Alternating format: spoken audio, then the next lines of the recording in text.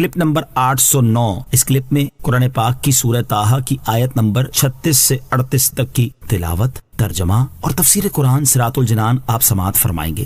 بسم اللہ الرحمن الرحیم۔ ترجمہ، اللہ کے نام سے شروع جو نہایت مہربان رحمت والا ہے۔ قال قد اوتیت سؤلک یا موسیٰ۔ ترجمہ، اللہ نے فرمایا اے موسیٰ تیرا سوال تجھے عطا کر دیا گیا۔ قال قد اوتیت، اللہ نے فرمایا تجھے عطا کر دیا گیا۔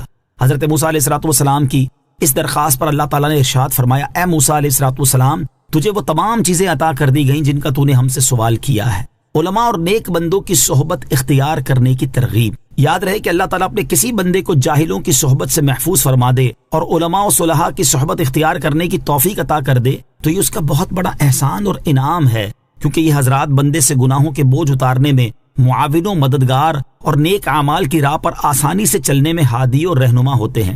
لہٰذا ہر مسلمان کو چاہیے کہ وہ علماء اور نیک لوگوں کی صحبت اختیار کرے، اور جو نیک لوگ اور پرہیزگار ہیں وہ بھی علماء اور نیک لوگوں کو ہی اپنا ہم نشین بنائیں، کیونکہ تلوار جتنی بھی عمدہ اور اعلیٰ ترین ہو اسے تیز کرنے کی ضرورت بہرحال پڑتی ہے۔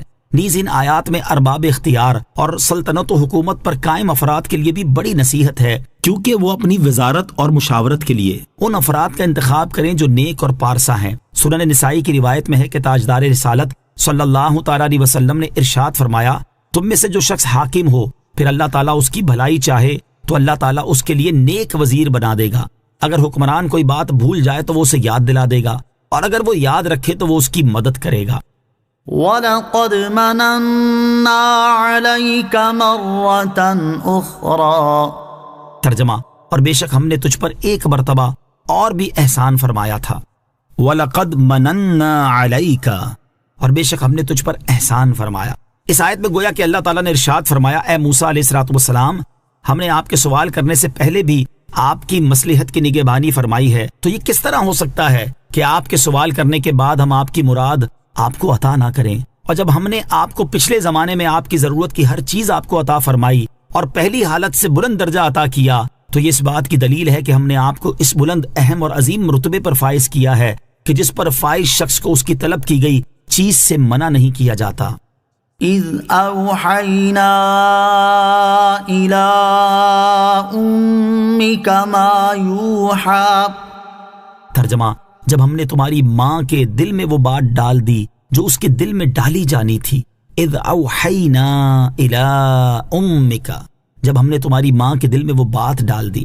اس سے پہلی آیت میں اللہ تعالیٰ نے جس احسان کا تذکرہ فرمایا یہاں سے اس کی تفصیل بیان کی جا رہی ہے۔ چنانچہ ارشاد فرمایا کہ جب آپ کی ولادت کے وقت آپ کی ماں کو یہ اندیشہ ہوا کہ فرعون آپ کو قتل کر ڈالے گا تو ہم نے اس کے دل میں ڈال کر یا خواب کے ذریعے الہام کیا کہ اس بچے کو صندوق میں رکھ کر دریائے نیل میں ڈال دے، پھر دریا اسے کنارے پہ ڈال دے گا تاکہ اسے وہ فرعون اٹھا لے جو میرا بھی دشمن ہے اور اس کا بھی دشمن ہے۔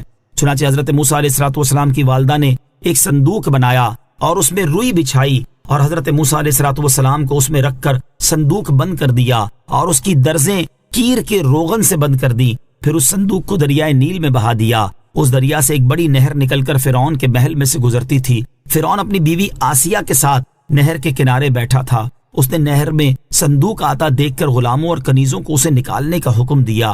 وہ صندوق نکال کر سامنے لایا گیا اور جب اسے کھولا گیا تو اس میں ایک نورانی شکل کا فرزند جس کی پیشانی سے وجاہت و اقبال کے آثار نمودار تھے نظر آیا۔